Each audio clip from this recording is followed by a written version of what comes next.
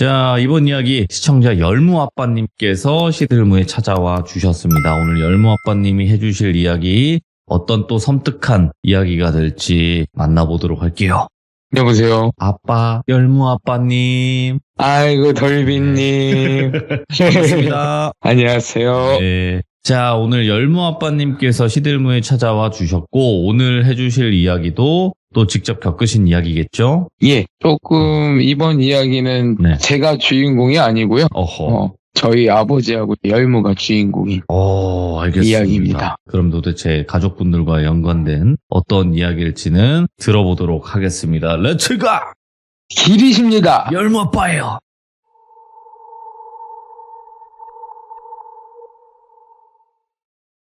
본 이야기에 들어가기 앞서 귀족님들께 한 가지 이야기 드리고 싶은 게 있는데요.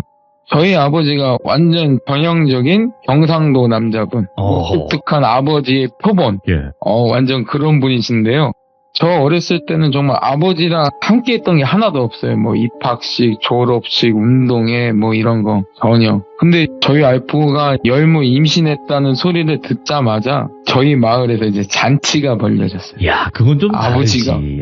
다르긴 네. 하죠. 그리고 저희 와이프가 출산할 때까지 저희 아버지가 기운 좋다는 산 있잖아요. 뭐 예를 들어서 지리산, 치악산, 뭐 태백산, 전국 팔도에 퍼져 있는 모든 산을 돌아다니시면서 하루도 빠짐없이 기도를 다니셨고, 또 저희 와이프 산후조리원, 그때 당시 서울에서 유명하다는 뭐 예를 들어서 연예인 분들만 가신다는 산후조리원, 거기도 예약을 따로 해주셨고 저 대신에. 그리고 난 다음에 보통 산모분들이 산후조리원 퇴소하시면 보통은 친정으로 가시는 게 국룰이잖아요. 근데 저희 아버지 이제 와이프한테 말해서 사정을 하셔서 시댁에 와서 본가로 와서 몸조리 해라. 네. 근데 보통 아무리 시댁이 좋다고는 하지만 친정보다 편하지는 않잖아요. 솔직히 말하면. 뭐 시댁 어른들이 아무리 잘해줘도 친정 부모님보다는 편치는 않은데, 그래서 제가 굉장히 미안해했어요, 와이프한테. 근데 저희 가족이 내려오고 나서부터 저희 아버지가, 저는 무슨 진짜 육아 베테랑이신 줄 알았어요. 막 열무 기저귀 가는 것부터 시작해서 분유 먹이는 것부터 시작해서 또 어디서 아기 목욕하는 법까지 배우셔갖고 애기 목욕하는 거, 그 다음에 저희 열무가 이유식 먹을 때 시기가 됐잖아요. 네. 저희 아버지가 라면도 못 끓이세요. 전혀. 근데 이유식을 어디서 만드는 거 배우셨는지 이유식을 직접 만드셔갖고 이유식도 먹여주시고, 그리고 할아버지 어딨어.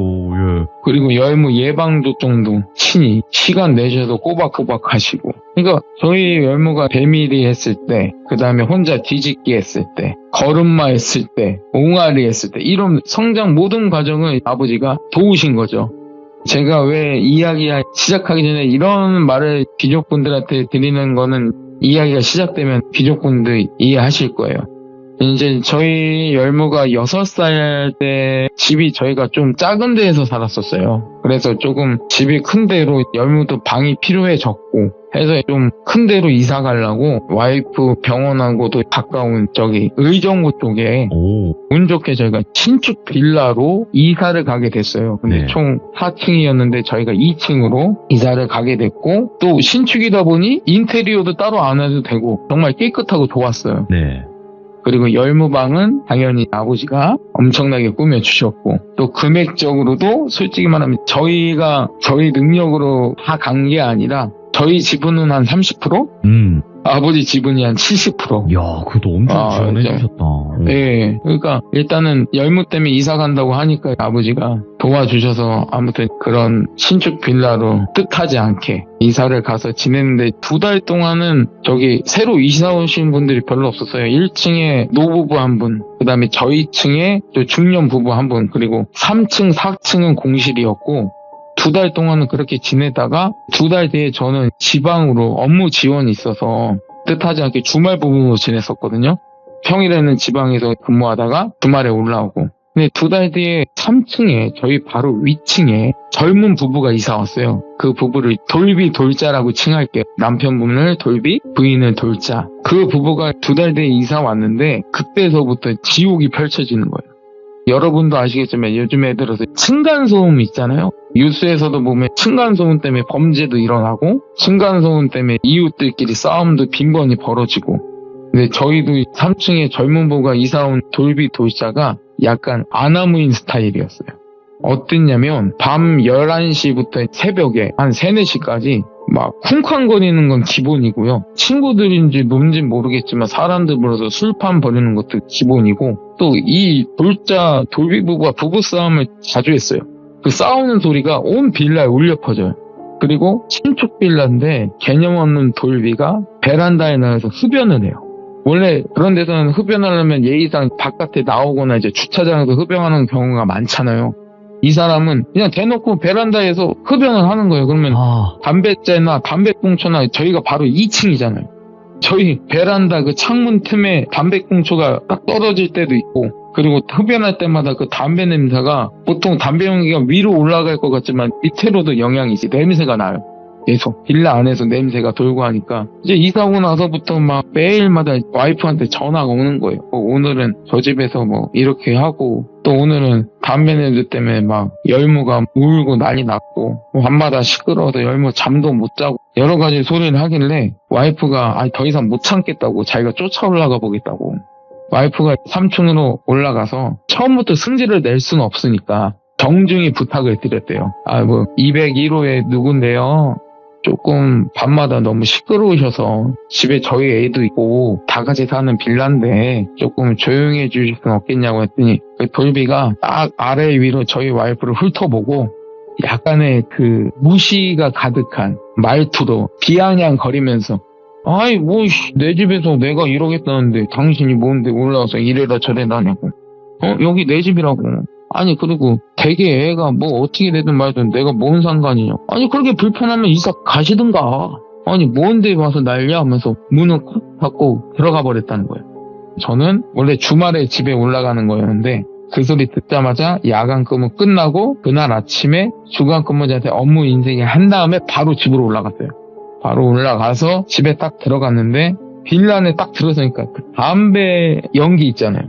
뭔 신축 빌라 이런 담배 연기가 이렇게 많이 나는지, 또 집에 들어가 보니까 집안에서도 담배 냄새가 나는 거예요.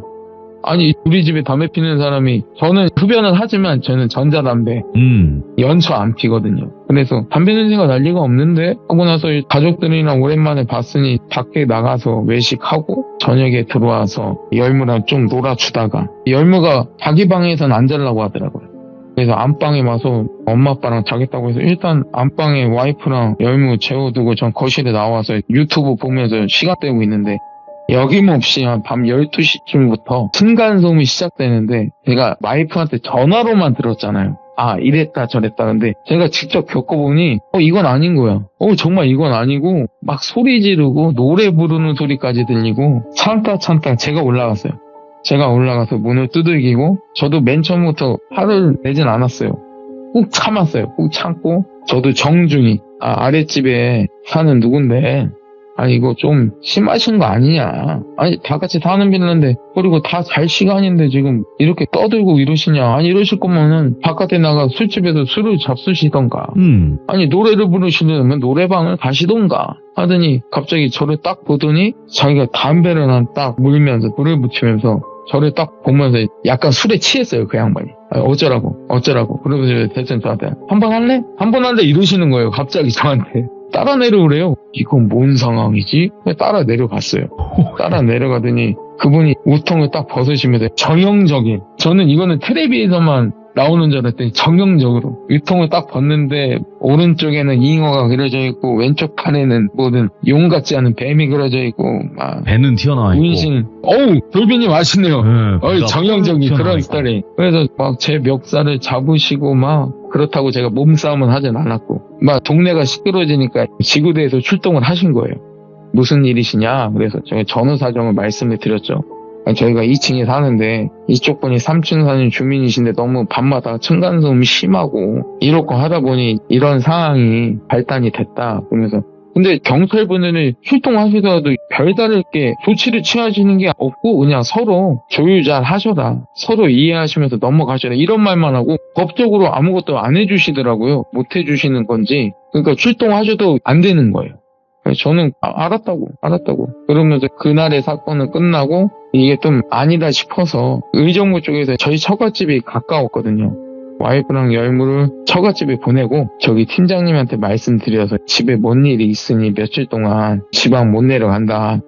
내가 빵꾸난 근무는 내가 나중에 내려와서라도 근무하겠다. 허락을 받고 그날부터 저도 와이프하고 열무는 보내고 빌라에서 지내는데 계속 시끄러운 거예요. 그리고 또 계속 쫓아 올라가세요. 조금만 시끄럽게 하면 제가 조금만 시끄럽게 하면 쫓아 올라가고. 그 다음에 밖에서 담배 냄새가 난다 싶으면은 창문 열고 소리 지르고 막 그렇게 소소하게 싸웠어요. 소소한 저의 복수죠. 그러다가 며칠 지나고 나서 시간이 조금 많이 지나서 지방에 내려가야 될 시기가 돼서 아침에 지방 내려가려고 주차장에 내려갔는데 제 차에 유리창이랑 본네트랑 썬루프 쪽에 빨간색 락카가 칠해져 있고 제 차 바퀴 4개가 바람이 빠진 게 아니라 바퀴가 찢어진 거 아시죠? 완전 그런 상태가 된 거예요. 뭐 이렇게 하면 이제 범인이 귀족님들도 돌비님도 심증은 가시잖아요. 딱 누군지 알겠잖아요. 근데 홀증이 없잖아요. 이 사람들 했다는 영상이 있는 것도 아니고 제가 또 빌라 관리사무소 가서 뭐 저기 CCTV 보여달라고 그래도 뭐 주민이 보여달라고 그래도 요즘은 안 보여주잖아요. 자, 경찰에 대동해야 보여주고. 그래서 저는 여기서 이제는 역발상으로 그래 이런 일을 해결하려면 공권력이 필요하겠지. 정신적으로 경찰에 신고를 했어요. 재물손괴로. 그리고 형사님들께 살짝 얘기를 했어요. 이 형사님이 누구인지 짐작이 되시냐. 저는 조심스럽게 툭 던졌어요. 3층이랑 사이가 별로 안 좋다. 층간소음 때문에. 그걸 알았다고 하고 나서 3일 뒤에 제가 지방에서 근무하고 있는데 경찰서에서 연락이 오신 거예요. 올라와 보시라. 경찰서에 와보셔라 그랬고 바로 근무 끝나고 경찰서로 갔어요. 갔더니 역시나 돌비 놀자가 형사님한테 취조당하고 있고 저한테 다른 형사님이 부르셔서 증거 영상을 보여주시는데 새벽 3시에 이제 돌비가 술에 취했는지 막 휘청휘청 오더니 돌자가 갑자기 빨간색 라카로 갔다가 막 제 차를 낙서하기 시작하고 그 돌비는 그 캠핑용 손도끼 있잖아요. 캠핑용. 그거 갖다가 바퀴를 막 찍고 있었던 거예요. 빼도 박도 못하는 증거가 나왔고 재물손괴로 신고한 상태라 저보고 형사님이 그러시더라고요. 합의하시는 게 어떻겠냐. 이거로 인해서 뭐 처벌을 원한다고 해도 뭐 자영반들이 심하게 처벌받을 것 같지도 않고 차라리 합의 보시면서 어차피 이웃끼리인데 합의 보시는 게 어떻겠냐고. 안 한다고. 저 사람이 처벌을 적게 받든 많이 받든 상관없다고. 나는 합의 안 본다고. 처벌을 해달라고. 그러고 나서 그날 밤 집에 왔는데 또 그날 밤에 또 시간 지나서 돌비 돌자 부부가 찾아왔어요. 네. 찾아와서 저한테 당당하게 야 내가 합의금 줄 테니까 합의 보자고 좋게 끝내자고. 이웃끼리 돈 먹고 떨어지라는 듯이 그런 투로 말하는 거 있잖아. 아니 이거 돈 줄 테니까 여기서 끝내자고 막 이런 식으로. 그래가지고 난 됐다고. 그 돈 필요 없다고. 당신네들이 합의금 안 줘도 내가 민사 걸어갖고 어련히 알아서 받아낼 거니까 처벌이나 받으라고. 그러고 난 다음에 얼마 지나서 문자가 왔어요. 검찰로 기소가 됐다고. 그러고 난 다음에 거의 한 달이 걸렸어요. 재물손괴로 그 부분은 둘 다 벌금형에 처해졌고 저는 민사 준비해서 차 수리비, 그 다음에 차 수리할 동안 탔던 렌트비, 그 다음에 위자료까지 다 받아냈고요. 그러고 나서 얼마 동안에는 조용했어요. 저는 솔직히 저 사람들이 이사 갈 줄 알았거든요. 동네 창피해갖고 처음에 이사 안 가더라고요. 그런 다음에 웬일로 조용해요. 그래서 괜찮아졌다 싶어서 처갓집에서 와이프랑 열무를 데리고 왔어요. 와서 지냈는데 이제 지방 근무가 끝나고 다시 복귀를 했어요. 제 원래 근무지로. 근무하면서 밤에 출퇴근이 가능해서 퇴근할 때 1층에 차 주차하고 올라가려고 했는데 저희 그 빌라 주변에 못 보던 연가들이 계속 서성이는 거예요. 원래는 저희가 이사 오기 전부터 아버지가 이사 올 자리를 주위를 둘러보셨고 이터가 어떤지, 그리고 여기에는 뭐 연가들이 많은지, 그리고 열무한테 위험하게 다가올 연가가 있으면 알아서 쳐내주시고 막 이러셨거든요. 원래는 저희 빌라 주변에는 연가들이 거의 없다시피 했었어요. 근데 그날에는 못 보던 연가들이 있는 거예요. 근데 그 연가들이 고개를 들어서 2층을 계속 쳐다보고 있는 거예요. 뭐지? 뭔가 깨름칙한데? 그래서 일단은 어차피 우리 집에는 못 들어온다고 제가 생각을 했거든요. 그래서 그냥 무시하고 2층으로 계단 올라가고 집 앞에 딱 도착했는데 저희 집 문 앞에 연가 5명이 쭈그리고 앉아 있는 거예요. 뭐지? 얘네는 또 뭘까? 했더니 저를 딱 쳐다보더니 그냥 저를 멍하니 쳐다봐요. 아무런 움직임도 없고 그냥 저만 쳐다봐요. 그래서 제 몸 안에 신정님은 계시지만 제가 퇴마를 한다거나 귀신을 내쫓는다거나 그런 행위는 하지 못해요. 아직은. 근데 그 영가들을 멀리 떨어뜨리게는 할 수 있거든요. 약간의 신령님한테 힘을 빌려서. 그래서 신령님의 힘을 빌어서 신령님께 부탁을 했어요. 이거 좀 멀리 치워달라고. 그래서 신령님께서 영가들을 치워 보내시고 저한테 집에 들어가기 전에 문 앞에 보면은 초인종 누르는 데 있잖아요. 거기 사이에 틈이 있어요. 거기를 보시라고 하는 거예요. 그래서 거기를 봤더니 뭔가 종이가 껴져 있어요. 종이가. 그래서 종이를 딱 펴봤더니 그냥 회색 종이인데 알아보지 못할 한자가 적혀있고 그러더니 신령님께서 이거 1층 가서 태우라고. 1층 가서 태우니 빌라 주변에 서성이던 영가들은 자연스럽게 마치 없었듯이 딱 사라졌어요. 그러고 나서 며칠 뒤에 이 돌비 돌째 부부가 이사를 가더라고요. 그래서 이젠 정신 차려나 동네 창피해서 못 돌아다니니까 이사를 가나 싶나 했어요. 속으로는 제가 내가 이겼다. 우리한테 꼬리 내리고 이사 가는구나. 그렇게 생각을 했죠. 그러고 난 다음에 한 일주일 지나서 또 3층에 이사가 오셨는데 할머니분하고 중년 여성분이 이사를 오셨어요. 딱 보니까 저희 마주치면서 저희 가족들의 인사하고 뭐 3층에 새로 이사 왔다 하시더라고요. 그래서 저희도 인사하고 그리고 요즘에는 그 이사떡이라고 하잖아요. 그런 거 잘 안 돌리잖아요. 근데 그분들이 이사 왔다고 떡이랑 주스 한 박스 사갖고 오셔서 저희한테 주시는 거예요. 앞으로 잘 부탁한다고. 예, 저희도 잘 부탁한다고. 딸이냐고, 열무 보고. 귀엽다고. 예, 저희 딸이라고. 그러냐고. 아무튼 그렇게 인사 잘 나누고 그날서부터 윗집 분들이랑 친하게 지냈어요. 저희 집에 놀러 오시고 커피 마시러 오시고 가끔은 식사하러 오시고 이렇게 잘 지내고 있는데 어느 날 야간 근무를 딱 들어갔는데 아버지한테 전화가 왔어요. 밤 11시쯤 아버지가 딱 하시는 말씀이 대뜸 욕을 하시는 거예요. 너희 어디냐고. 아버지 저 일하고 있자니까. 야 이 새끼야 넌 지금 집에 무슨 일이 일어난지도 모르고 그러는 막 욕을 하시면서 빨랑 오라고. 나 지금 집에 다 와간다고. 어디 집이에요? 그러니까 니네 집. 그러니까 본가에서 저희 집으로 올라오면 차로 한 3시간 4시간 걸리거든요. 그 밤에 달려오신 거예요. 무슨 이유 때문인지 모르겠지만 일단은 올라오셨어요. 그래서 저는 제 근무 하다 말고 올 수는 없어서 팀장님한테 집에 급한 일이 있는 것 같다. 잠깐 다녀오겠다. 말씀드리고 바로 집으로 달려갔죠. 달려갔는데 아버지랑 주차장에서 만났어요. 주차장에 만나서 아버지가 저랑 같이 올라가셨는데 안방에 와이프랑 열무가 자고 있었고 아버지가 대뜸 조용히 열무 방으로 딱 들어가시는 거예요. 딱 들어갔는데 저도 따라 들어갔죠. 따라 들어갔는데 그 열무방 천장 위에 거꾸로 매달린 여자 귀신이 있는 거예요. 제가 말씀드렸잖아요. 저희 아버지가 저희 이사 오기 전에 모든 비방과 함께 모든 조치를 취하셨는데 웬만한 연근은 저희 집에 못 들어와요. 저 때문이 아니라 저희 아버지 때문에 온갖 비방과 열무를 위한 그런 대비책을 세우셨고 왜냐면 저도 어렸을 때부터 연가를 많이 봐왔잖아요. 그 예전 시참 때도 제가 빙의돼서 갖고 여러 가지 일도 겪었고 근데 저희 열무도 저희 집안이 또 무속인 집안이라 그런 걸 약간 타고났어요. 신줄을 타고났다고 하잖아요. 그런 기운도 저 어렸을 때보다 더 세고 하다 보니 아버지가 많이 걱정이 되셔서 여러 가지 대비책을 마련해 주셨고 해서 웬만한 거는 못 들어온다고 저는 생각해서 안심하고 지냈는데 어쨌든 열무방을 열어보니 거꾸로 매달려 있는 게 보이고 그러니까 근데 또 아버지가 안방에서 열무하고 와이프가 자고 있으니까 조용히 문을 닫고 나오셨어요. 문을 닫고 나와서 가서 깨우라고. 와이프만 깨웠어요. 아버지 오셨다고. 나오지 부시시한 모습으로 아버님 오셨냐고. 그러니까 집에 별일 없었냐고. 없었어요. 열무는 어디 아픈 데 없냐고. 없었다. 그러더니 조용히 안방으로 들어가셔서는 열무를 보시면서 조용히 나오셔서 다행이라고. 아직은 열무한테 손은 못 댄 것 같다고.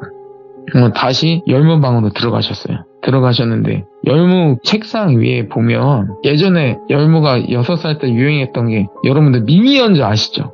미니언즈를 굉장히 좋아했어요. 저희 열무가. 그래서 저희 아버지가 그 방에 미니언즈 벽지를 발라주시고 이불 침대 미니언즈 세트 여러 가지 막 캐릭터 상품까지 다 사다 주시고 했는데 못 보던 미니언즈 인형이 있었던 거예요. 아버지가 그 인형을 들고 오셨는데 이거 인형 어디서 난 거냐? 이거 내가 사준 거 아닌데 그랬더니 저기 3층 새로 이사 오신 분들이 열무한테 선물해 주신 거라고.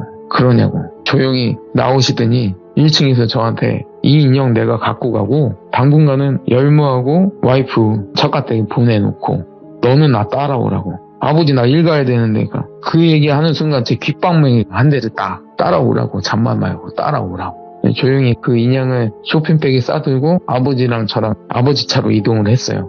팀장님한테는 지금 집에 정말 급한 일이 생겨서 시골 가고 있다. 지금 당장 못 갈 것 같으니 죄송하다 하고 말씀드리고 아버지 따라서 내려가서 아버지가 내려가시면서 누구한테 전화를 하시는 거예요. 저도 알고 있는 분인데 저희랑 친하게 지내시는 법사님이 한 분 계세요. 그 법사님이 저희 본가에 도착해 보니까 법사님이 와 계시더라고요. 그러더니 저희 본가 뒤편으로 가보면 저희 선산이 있어요. 선산에 저희 조상님들 묘 모셔져 있고 저희 선산 중간에 저희 조상님들 묘패가 모셔져 있는 사당이 있어요. 사당이 자그맣게 있는데 이제 법사님하고 아버지하고 아버지가 그 인형 들고 그 사당으로 들어가시면서 네. 너는 집에 내려가서 좀 자고 있어라. 그래서 내려가서 저희 어머니랑 인사하고 어머니가 차려주신 아침밥 챙겨 먹고 잤죠. 자고 일어나서 점심때쯤 됐는데도 아버지가 안 내려오시는 거예요. 아니 뭐 하시나. 그날 저녁 한 5시가 다 돼도 안 내려오시다가 저녁 때쯤에 내려오시더니 법사님이 그 검은색 항아리를 갖고 내려오고 계시고 아버님은 그 미니언즈 인형을 그냥 완전 발기발기 찢었다고 표현하잖아요. 완전 찢어갖고 내려오시면서 턱하니 불에 태우시는 거예요. 태우시고 아버지가 그 항아리를 받아들였는데 법사님이 말씀하시기를 너 이러면 안 된다고. 아버지한테 너 이러면 안 돼. 그러니까 아버지가 그냥 내놓으라고. 너 이러면 벌점 받는다니까. 너 벌점 받아. 너 어떡하려고 그래. 그러니까 됐다고. 잔소리 말고 내놓으라고. 똑같이 돌려주겠다고. 그래서 나는 이 두 분이 무슨 말씀을 하는 건가. 뭘 돌려주고 뭘 하면 안 된다고 하는 건가. 아무튼 아버지가 그 항아리를 받아들고 저희가 그 살고 있는 신축 빌라 있잖아요. 당분간은 거기 가 계시겠대요. 저는 일단 처갓집에서 출퇴근하기로 했고 아버지는 저희 집으로 가셨고 그래서 며칠 뒤에 아버지한테 전화가 오신 거예요. 집으로 와보라고. 와봤는데 저희 집에 딱 들어가고 거실에 딱 가보니까 저희랑 친하게 지내던 그 3층 할머니하고 아줌마가 저희 아버지 앞에서 무릎 꿇고 손이 발이라도 빌고 계시는 거예요. 살려달라고. 다시는 안 그러겠다고. 우리가 돈에 눈이 멀어서 이랬다고. 정말 이런 큰 신을 모시는 분인지 몰라서 우리가 이랬다고. 한 번만 봐달라고. 정말 몰랐다고. 계속 그러시면서 용서를 비는데 아버지는 전혀 그러실 생각이 없다는 듯이 아니라고. 야 니네가 길바닥에서 헤매는 저 객사기를 데리고 와서 엄한 짓 하려고 했던 거 아니냐고. 그러면 니네가 데리고 온 애들이기 때문에 니네가 알아서 처리해야지. 왜 이거 나한테 그러냐고. 나는 단지 다시 너네한테 돌려보낸 것 뿐이라고. 내가 뭐 너희를 양밥을 했기로 했냐 아니면 너희를 뭐 때리기로 했냐 뭔 짓을 했냐. 그냥 돌려보낸 거라고. 그러니까 니네가 알아서 하라고. 나한테 와서 빌지 말고 너도 무당이면은 네가 모시는 신한테 가서 빌라고 해결해 달라고. 그러면서 비식 웃으시면서 야 니네 신 도망갔잖아 그러시는 거예요. 대뜸 아버지가 그분들한테 니네 신 도망갔잖아 무서워가. 야 쟤는 객기 하나 감당 못해서 무서워하는 게 무슨 신이냐고. 그 니네가 알아서 하라고. 다른 무당 찾아가서 해결해 달라고 하든가 아니면 니네가 쟤네한테 당하던가. 쟤네 도끼 바짝 오르는 거 보냐고. 니네가 알아서 하라고. 아니 그래서 저는 이게 뭔 상황인가. 그래서 제가 물어봤어요. 아니 할머니 이거 뭔 일이냐고. 이게 무슨 상황이냐고 했더니 저를 보시면서 제 바지가랑이 붙잡으면서 사정을 하시는 거예요. 아버지 좀 알려달라고. 그러니까 무슨 상황인지 말을 해야 말리지 않겠냐고.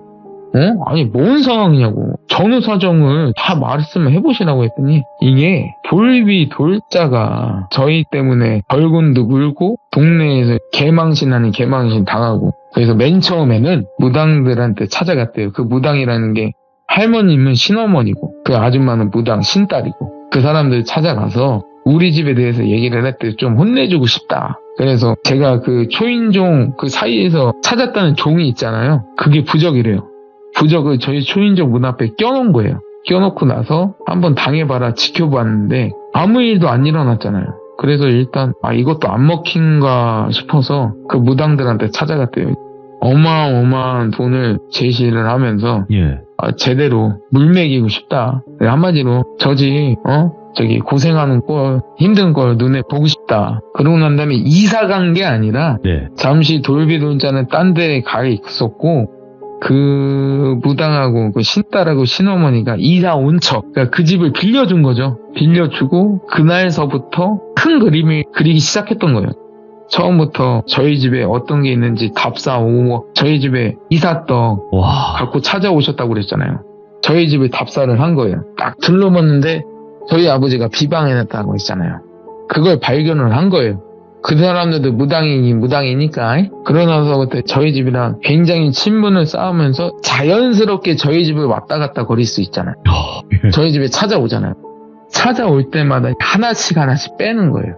아버지가 해놨던 거를 하나씩. 그리고 난 다음에 그날 아버지가 새벽에 전화 온 날, 그날 제대로 양밥 아닌 양밥을 시작했던 거죠. 근데 시작도 해보기 전에 저희 아버지가 어떻게 알아채셨는지 모르겠는데 저희 열무나 와이프나 저한테는 손도 못 대고 아버지가 화가 났던 건 그 열무 방에 바로 위에 천장 위에 거꾸로 매달린 애가 있었다고 그랬잖아요. 그러면 타겟은 열무잖아요.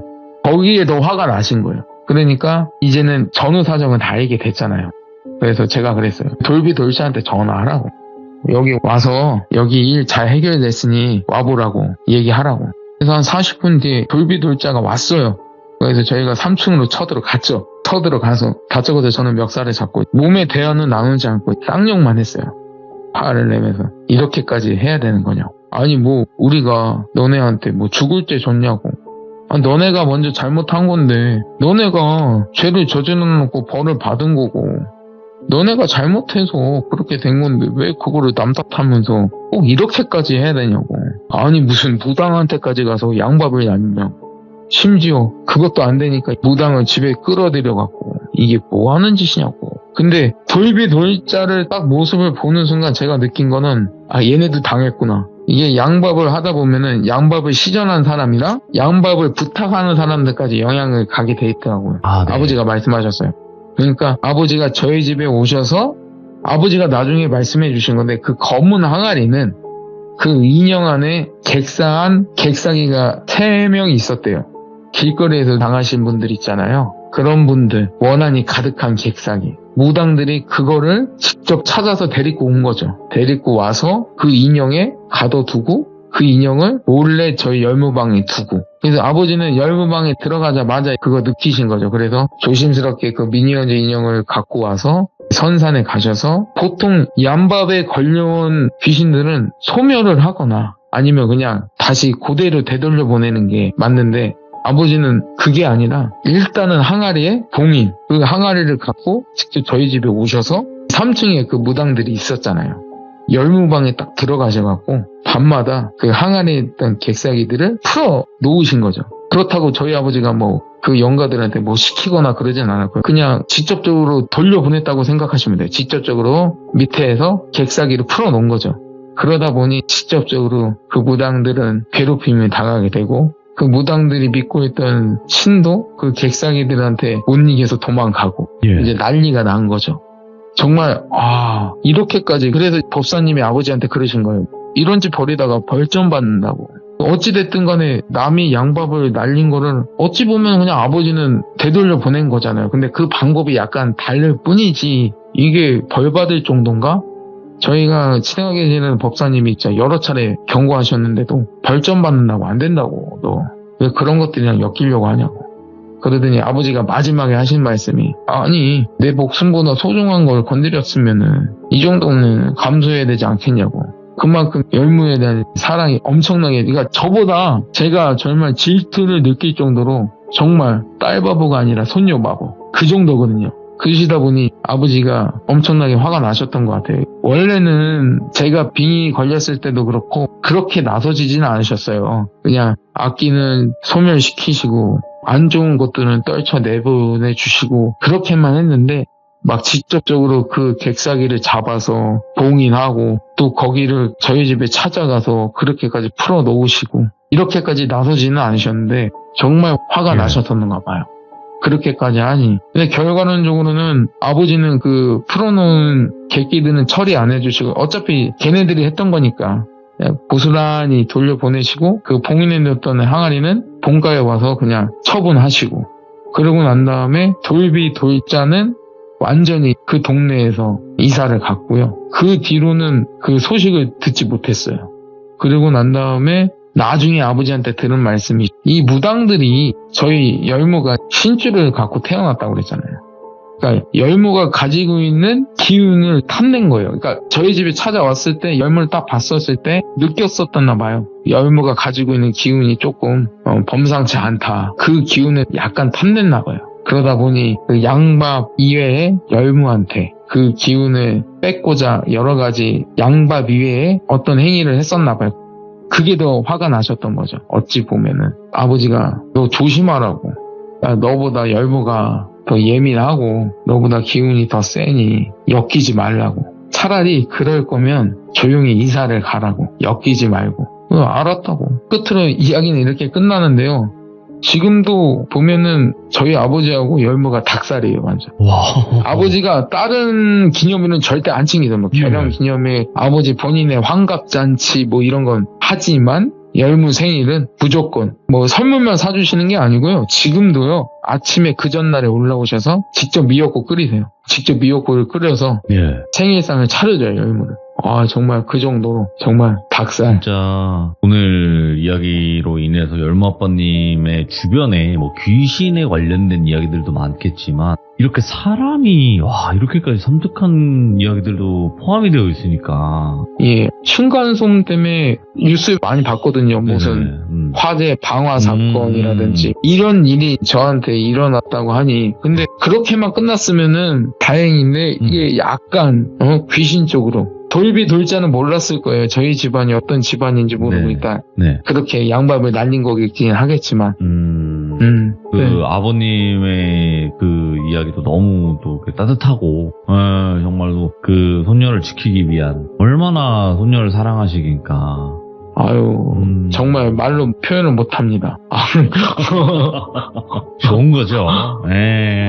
할아버지의 사랑을 느끼면서 잘할 수 있는 건. 그리고 나서 저희 그 신축 빌라 있잖아요. 네. 그거 세주고 아버지가 이사 가라고 했거든요. 그 집에 이제 그 양밥을 인해서 이제 기운이 완전 안 좋아졌다고. 와이프 병원 근처에 또 집을 얻어주셨어요.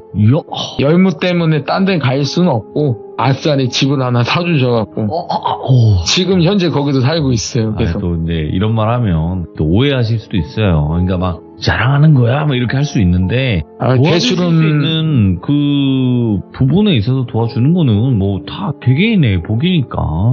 아니 재벌이 아니고요. 아버지도 대출 받으셨더라고요. 정말 어려운 거예요. 정말 어려운 거니까 또 감사하면서 또 열무 아빠님도 너무나 감사하게 지내실 거라고 생각을 합니다. 맞죠? 그럼요, 네. 아무튼 오늘 너무너무 감사드리고 열무 아빠님 고생이 많으셨습니다. 감사합니다. 감사합니다. 네. 자, 이번 이야기는 시청자 열무 아빠님께서 시들무에 찾아와 주셨습니다. 오늘 열무 아빠님의 아주 또 섬뜩한 이야기 바로 만나보도록 하겠습니다. 여보세요? 아우, 열무 아버지님. 율빈님 안녕하세요. 자, 오늘 열무 아빠님께서 찾아와 주셨는데 오늘 이야기도 섬뜩하면서도 화가 날 수 있는 이야기인 것 같긴 해요. 예, 이번 이야기를 하기 전에 우리 귀족님들 중에 반려견을 키우시는 분들이 많으실 거라고 봅니다. 맞죠. 네, 그래서 이번 이야기 들으시면서 많이 화가 나실 것도 같고요. 세상에 어떻게 이런 사람이 있나? 라고 느끼실 만한 이야기가 될 것 같습니다. 알겠습니다. 그럼 바로 출발을 해보도록 하겠습니다. 렛츠가! 길이십니다. 열무 아빠예요.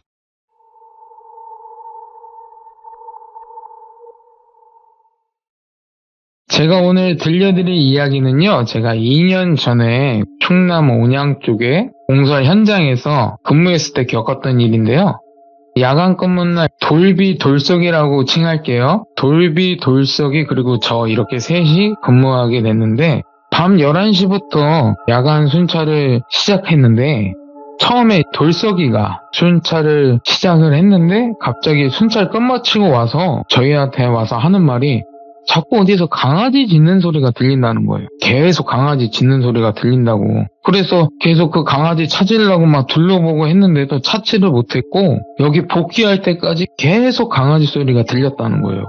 그래서 저는 야 그러면 뭐 현장 안에 떠돌아다니는 개가 침입했을 수도 있고 그리고 네 기척 느껴서 강아지가 도망갔을 수도 있고 숨었을 수도 있고 하니까 그냥 그러려니 해라. 그래서 일단은 알았다고 한 다음에 새벽 1시에 제 차례가 돼갖고 저도 똑같이 순찰을 돌고 있는데 돌쏘기처럼 또 저한테도 개 짖는 소리가 듣는 거예요. 강아지 짖는 소리가. 그래서 아 이거 뭐야 아직 현장 안에 있나? 해서 막 둘러봤어요. 네. 둘러봤는데 강아지는 찾지 못했고 근데 이상한 게 그 강아지 짖는 소리가 계속 제 등 쪽에 뒤쪽에서 나는 거예요. 그러니까 강아지는 찾지 못했고 그 강아지 짖는 소리는 계속 제 뒤쪽에서 나고 아 굉장히 찜찜한데 순찰을 마치고 초소에 복귀를 했고 마지막 새벽 3시에 돌비가 순찰할 차례인데 제가 가기 전에 야 계속 강아지 짖는 소리가 들리는데 안 보인다. 그러니 뭐 어딘가에 숨어 있거나 할 테니 뭐 강아지 소리 들려도 무시하고 일단 순찰만 현장 한 바퀴 돌고 얼른 들어와라 해도 돌비도 알았다고. 그래서 돌비가 순찰을 마치고 딱 왔는데 돌비 얼굴이 아주 하얗게 질린 거예요. 그래서 제가 야 너 어떻게 강아지 발견했어? 그러니까 아니래요. 아닌데 이 강아지 짖는 소리가 자기를 따라왔다고 표현하더라고요. 강아지는 찾지 못한데 자기가 막 걸을 때마다 그 등 뒤에서 강아지 소리가 이게 쫓아왔다고 말을 하더라고요. 그래서 아 이거 이상하다. 아니 근데 우리는 강아지 소리가 들리기만 했는데 너한테는 강아지 소리가 따라왔다는 소리잖아. 야 그러면 네 등 뒤에 강아지 있었던 거 아니야? 너 기초도 못 느꼈어? 그랬더니 못 느꼈대요. 계속 뒤돌아보면서 맞는데도 강아지를 찾지 못했대요. 그래서 이상하다. 그러고 나서 야간 근무 끝나고 주간 근무자한테 어제 있었던 일을 업무 인신계를 했어요. 야 어제 우리가 순찰 돌면서 강아지 소리를 계속 들었다. 혹시나 뭐 주간 근무 때 강아지 한번 찾아봐라. 그랬더니 주간 근무자가 알겠대요. 그러고 난 다음에 저희는 집에 가서 밥 먹고 좀 자고 쉰 다음에 야간에 다시 출근을 했는데 출근할 때 주간 근무자한테 제가 물어봤어요. 혹시 강아지 찾아봤냐 그랬더니 찾아봤는데 강아지가 침입한 흔적도 없고 그리고 이게 말도 안 되는 게 우리 공사 현장에 강철 펜스라고 있거든요. 공사 현장 하기 전에 펜스를 다 쳐놔요. 근데 그 펜스를 뚫고 강아지가 침입하는 건 불가능하다. 그러니까 이거는 한마디로 너희가 잘못 본 거다. 잘못 들은 거고 하니까 근무해라. 그래서 아 이건 또 뭔 소린가. 우리 셋이서 진짜 너무 찜찜하더라고요. 아니 분명히 우린 들었는데 얘네는 흔적도 타치 못하고 그리고 가만히 생각해보니까 펜스를 쳐놨는데 어떻게 강아지가 들어왔다는 거지? 도대체 우리가 들은 건 뭘까? 굉장히 셋이서 찜찜해하는데 일단 일은 해야 되잖아요. 그래서 야간 근무를 또 시작했어요. 근데 또다시 그날 밤 11시에 돌쇠이가 순찰하고 복귀하면서 또 어제랑 똑같이 강아지 소리가 들린다는 거예요. 그래서 아 이건 진짜 안 되겠다 하고 돌석이랑 같이 혹시 그 펜스 밑에 강아지들이 땅을 팔 수가 있잖아요. 그래서 그 땅굴을 파서 들어왔나? 그래가지고 돌석이랑 개구멍 같은 걸 한번 찾아보려고 둘이서 새벽 1시에는 같이 순찰을 돌았거든요. 돌다가 갑자기 무전기에서 강아지 짖는 소리가 들리는 거예요. 돌석이랑 나랑은 같이 있고 초소에는 돌비 혼자만 있는데 무전기에서 강아지 짖는 소리가 들린다? 이상하잖아요.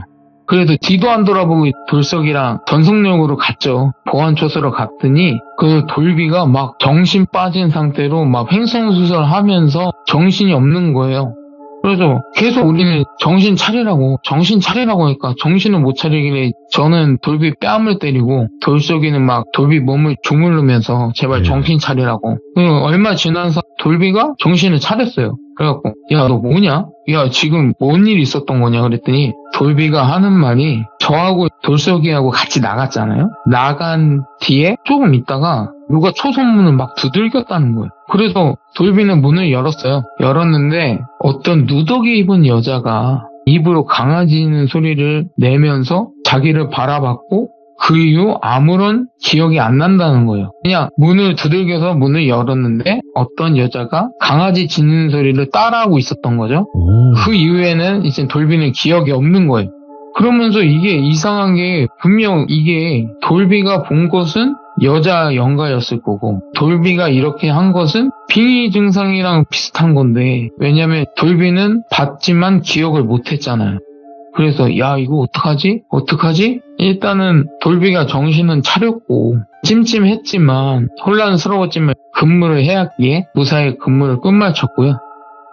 그리고 난 다음에 또 그날 밤 또 근무를 해야 되잖아요. 또 모였어요. 서로 벌벌 떨면서 야, 이 오늘은 어떻게 해야 되냐 그랬더니 어제처럼 순찰은 돌석이 너랑 나랑 돌고 돌비는 어제 그런 일 있었으니까 혼자 초선에서 쉬고 있어라. 그러고 난 다음에 돌석이랑 계속 순찰 돌면서 새벽 1시까지는 아무 일이 없었어요.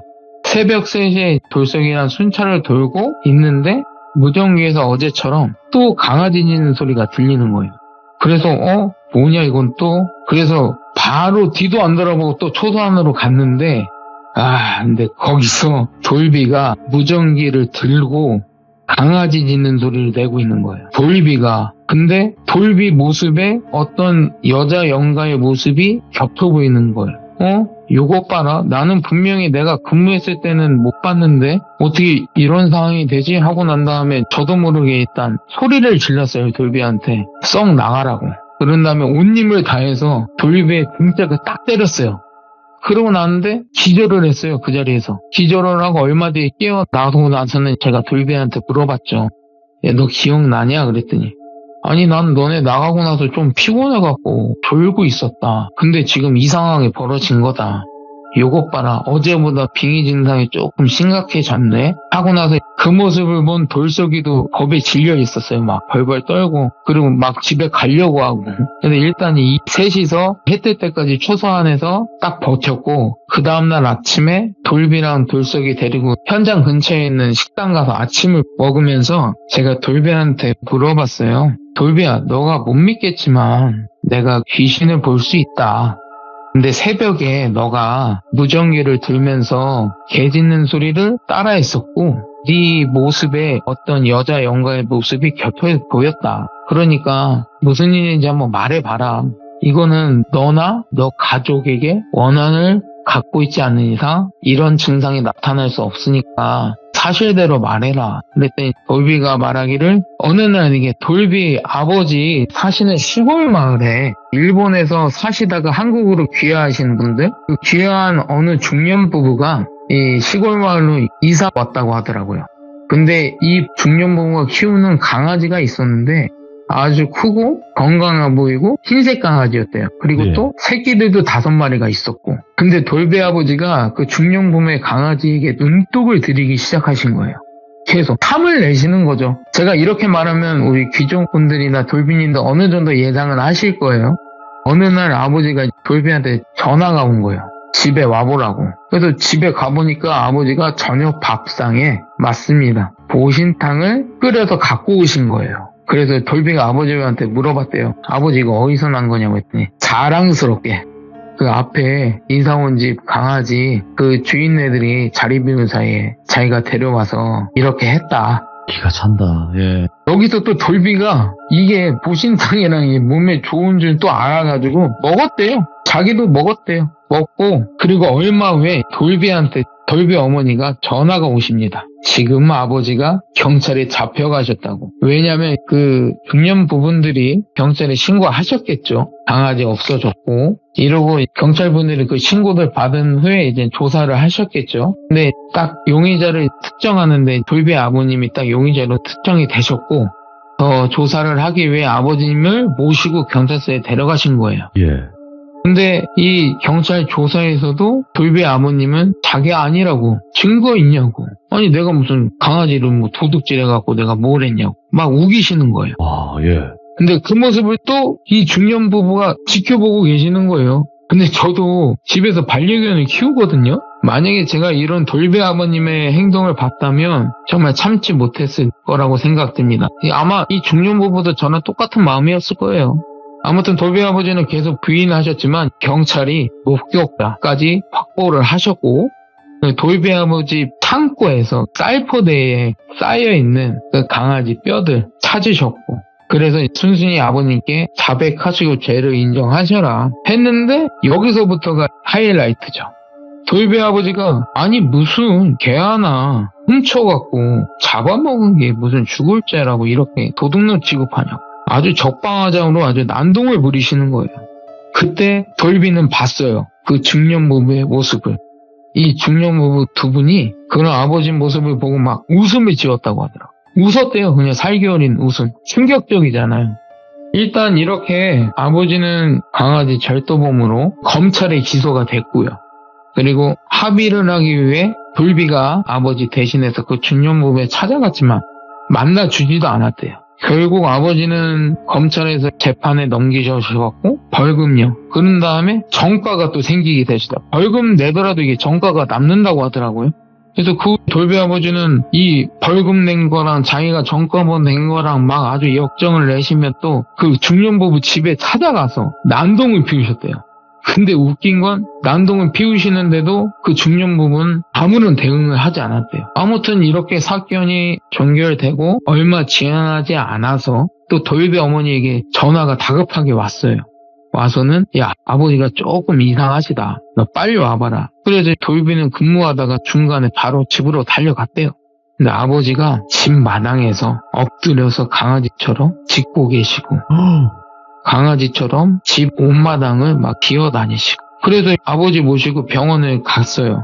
그래서 검사를 해봤는데 몸에는 아무런 이상이 없었고 그래서 의사 선생님이 정신과 쪽으로 가보라고 하셔서 아버님 모시고 또 정신과로 가봤는데 이런 행동을 하다 보면 나이가 많으신 분들은 약간 치매나 선망 같은 게 있을 수 있잖아요. 근데 가봐서 검사를 해봤더니 거기서도 아무런 정신적인 이상 소견이 없다는 거예요. 뭐지? 아무런 문제가 없는데 어떻게 이렇게 행동을 하시나. 그래서 돌비는 일단은 아버지를 모시고 집으로 돌아왔대요. 병원에서는 아무런 이상이 없다고 하니까. 그리고 그날부터 아버지는 정말 강아지처럼 또 행동하기 시작하시는데 밥을요, 큰 대접에 개밥처럼 막 밥하고 반찬하고 국물하고 이렇게 섞어 놓잖아요, 시골에서는. 그거를 그 대접에 얼굴을 파묻고 손으로 먹지도 않고 얼굴을 파묻고 그냥 강아지처럼 먹으시고 주무실 때도 강아지처럼 웅크리고 주무시고 또 온 동네를 강아지처럼 막 뛰어다니시는데 그러고 나시면 집에 오르시면 어디에 긁혀있고 어디 막 닫혀있고 이렇게 돌아오시는데 난리가 난 거죠. 멀쩡했던 아버지가 이게 무슨 병원에서도 아무 이상 없다고 했는데 시간이 지날수록 점점 이게 이상한 행동만 하시고 그러다가 얼마 지나지 않아서 아버지가 계속 먹은 걸 토하시는 거예요. 그러다가 피까지 토하시더라고요. 그래서 일단 또 아버지 모시고 병원에 갔어요. 그래서 의사에게 지금은 먹은 걸 다 토하시고 피까지 토하신다. 그래서 일단 그 소리 듣고 검사를 했는데 의사 선생님이 말씀하시기에 위쪽에 종양이 발견됐대요. 근데 모양이 안 좋대요. 그래서 일단 조직 검사를 해봐야 된다고 해서 조직 검사를 하고 일주일 검사 결과가 딱 나왔는데 돌비 아버님이 위암 3기 갑자기 며칠도 안 돼서 위암 3기 판정을 받으셨고 위암 3기라 전이는 계속 되는 상태이고 예. 지금 당장은 수술이 불가능하고 지켜보기를 하고 수술 가능한 상태가 되실 때까지는 병원에서 지켜봐야 된다고 병원에 입원하셔야 된다고 그래서 아버지는 병원에 입원해 계셨고 이게 딱 돌비 말을 종합적으로 딱 말하면 아버님은 그 중년 부부의 강아지를 몰래 훔쳐와서 잡아드시고 이런 일이 벌어지고 위암까지 판정이 되고 돌비는 조금씩 빙의 증상이 심해지고 있고 예. 그래서 일단은 이렇게 생각하고 있는데 돌비가 저한테 그러더라고요. 야 열무 아빠야 너 귀신 본다고 했잖아. 내 진짜 한 번만 부탁할게. 나랑 같이 아버지 좀 뵙자고 하더라고요. 그래서 알았다고 그래서 돌비 아버님이 입원하신 병원으로 갔어요. 그래서 병실 문을 열고 딱 돌비 아버지를 딱 보는 순간 네. 제가 딱 얼어붙었어요. 왜냐면 아버지가 누워 계시는데 병실 침대에 딱 누워 계시잖아요. 근데 그 아버지 배 위에 제가 봤던 여자 귀신 있잖아요. 똑같이 강아지 짖는 소리를 내면서 그 여자 영가의 긴 손톱으로 아버지 배를 막 끌고 있더라고요. 계속 강아지 짖는 소리를 따라하면서. 그리고 때마침 회진이 오셨어요. 예. 의사 선생님께서 오셔서 하시는 말씀이 지금 계속 약물 치료를 하고 있는데 전이가 멈추지 않고 계속 진행되고 있다. 정말 수술도 못하고 이러면 매우 위험한 상태가 될 수 있다. 그래서 마음의 준비 좀 하고 계셔라. 이 말까지 하시더라고요. 막 이 말을 듣고 있는데 아무리 제가 돌비 아버지가 천인공노할 짓을 했어도 이런 귀신 때문에 목숨을 잃는 건 좀 아니다라고 생각을 해서 야간 근무 끝나고 쉬는 날 돌비야 같이 집에 가보자. 그래서 일단 쉬는 날 돌비랑 같이 집에 가봤거든요. 근데 집에 들어서기 전부터 그 누린내 있잖아요. 이게 무슨 누린내인지 모르겠는데 막 썩은 누린내가 나기 시작하는 거예요. 집 문 앞에서부터. 그래서 집 대문을 열고 딱 들어갔는데 온 집안에 강아지 영가들이 득실득실하는 거예요. 근데 이상한 건 강아지의 영가리 몸이 성치가 않아요. 어떤 영가는 한쪽 다리가 없고, 어떤 영가는 한쪽 눈이 없고, 와. 어떤 영가는 코와 입이 없는 거예요. 와. 근데 제가 이거 본 것을 고지고대로 돌비한테 말하면 분명히 기저초일풍할 텐데, 그래서 말은 못하고 조용히 집 밖으로 나와서 아버지께 전화를 드렸어요. 아버지, 제가 같이 일하는 친구 돌비가 있는데 지금 이런 일이 있어서 조금 곤란한 상황이니까 이 돌비 아버지가 사시는 지역에 아시는 분이 있다면 소개 좀 시켜달라고 했더니 바로 아버지가 문자로 주소를 하나 주시더라고요. 그래서 그 주소지를 찾아갔어요. 그곳에 찾아가 보니까 저희보다 어린 여성 무당분이 계시더라고요. 아무튼 그 무당분이 저희를 딱 보시면서 코를 딱 막으시더라고요. 그래서 저희 보고 어디서 무슨 짓을 했길래 이런 누린내가 나냐고 말하고는 돌비를 딱 보시면서 말하시기를 이 육실알롱 같은 이라고 함부로 살생은 하니 이런 몹쓸 것이 붙어왔지. 아마 네 애비는 지금 반송장애 됐을 거고 너도 곧 네 애비랑 똑같이 될 거고 이렇게 말씀하시더라고요. 근데 돌비는 이 말을 듣고 막 어쩔 줄 몰라 하는 거예요. 그래서 그 무당분한테 무릎 꿇고 살려달라고. 근데 무당분께서 하시는 말씀이 야, 네 아버지는 이미 글렀고 너라도 살고 싶으면 같이 니네 집 가보자고. 오케이, 알았다고. 그래서 제가 무당분 모시고 다시 돌비네 집으로 갔어요. 돌비네 집 도착해서 돌비네 집에 들어가려고 하는데 갑자기 이 무당분이 어디론가 가시는 거예요. 근데 어느 집에 딱 가셨는데 딱 가리키시면서 여기 어느 집이냐 그랬더니 그게 이사 오신 중년부부의 집이었어요. 그래서 이거 그 중년부부의 집이다 그랬더니 그 말 듣고는 무당분께서 무작정 그 집 문을 열고 딱 들어가시는 거예요. 그래서 집주인을 찾으셨는데 그 중년부부가 안 계신 거예요. 그러더니 집주인의 동의를 구하지도 않고 집 안으로는 못 들어가고 집을 막 둘러보시더라고요. 둘러보시는데 하시는 말씀이 야, 요거 봐라. 여기도 있네 하시는 거예요.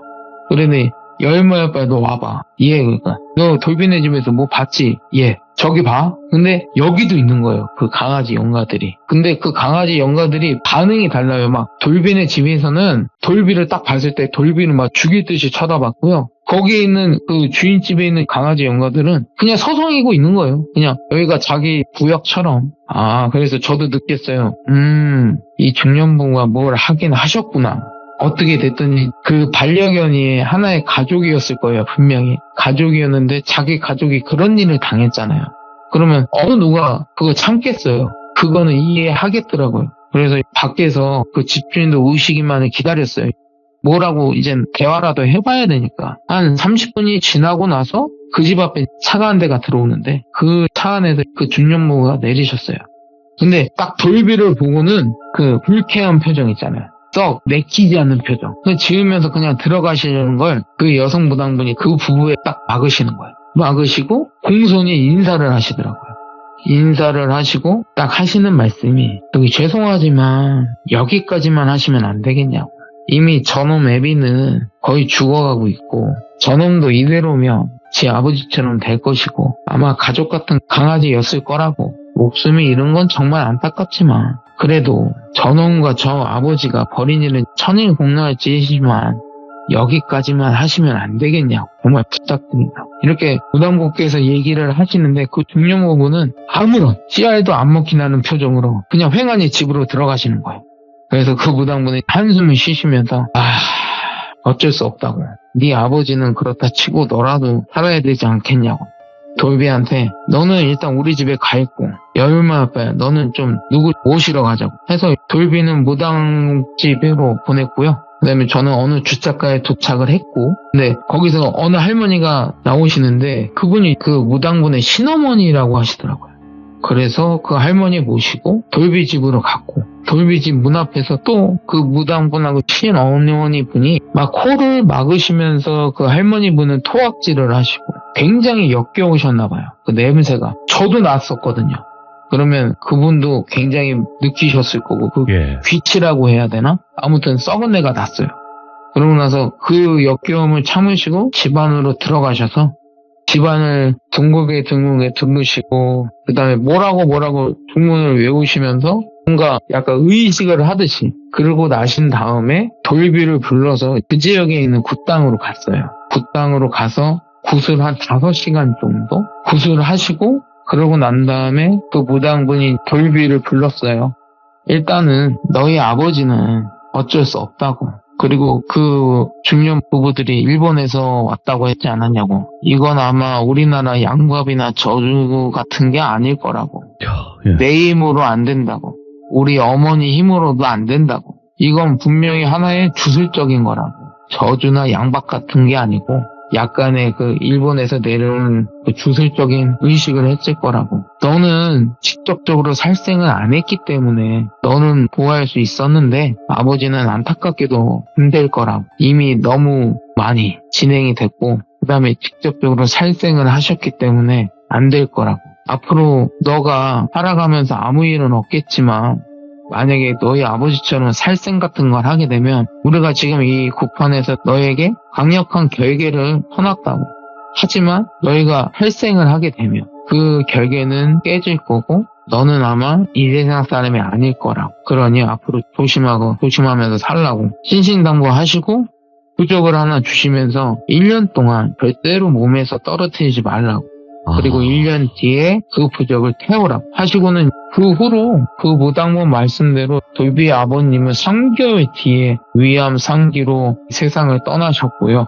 돌비도 아버지 돌아가시고 나서 어머니 모시고 그 마을, 그 지역을 떠나서 다른 데로 이사 갔고 이 일은 이렇게 안타깝게 결말을 맺게 됐습니다. 이게 한 사람의 욕심으로 일어난 일이잖아요. 근데 저도 반려견을 키우는 입장으로서 이게 하나의 반려견이 아니라 저는 저희 집 막내 딸이라고 생각하거든요. 이게 네. 저희가 강아지가 암컷이라 진짜 막내 딸이에요. 근데 이 중년 부부는 얼마나 애지중지 했겠습니까? 방법이 너무 잘못된 거죠. 예. 예. 이거 하나의 범죄고 예. 그리고 남의 가족을 해한 거나 마찬가지잖아요. 슬픈 일이기도 하죠. 네. 아유, 오늘. 열마아빠님께서 또 사연을 전달을 해주셨는데, 또 많은 생각을 할 거고, 또 방법 자체가 이건 말이 안 되잖아요. 예, 이렇게 정말 말이 안 되더라고요. 안 되는 거니까, 이런 일을 행했을 때, 또 받는 업이 분명히 있다. 이렇게 생각을 하면 될 것 같고, 오늘 열마아빠님께서도 또 늦은 밤 고생해주셔서 다시 한번 감사드립니다. 고맙습니다, 열마아빠님. 예, 고맙습니다. 네. 열무아빠님 사연 대부분 들어보신 분들은 아시겠지만 또 여러 가지 어마무시한 사연들이 많으신 분이고 오늘 이야기도 진짜로 잘못된 방법이잖아요. 누가 봐도 이렇게 하면 안 됐었어요. 예, 하지만 그렇게 했을 때 일어나는 또 무서운 일들이 분명히 있다라는 걸 또 알 수 있었고 또 여러 가지 생각이 많이 드는 그런 이야기가 아니었나 생각을 합니다. 시청해주신 모든 분들 감사드립니다. 고맙습니다.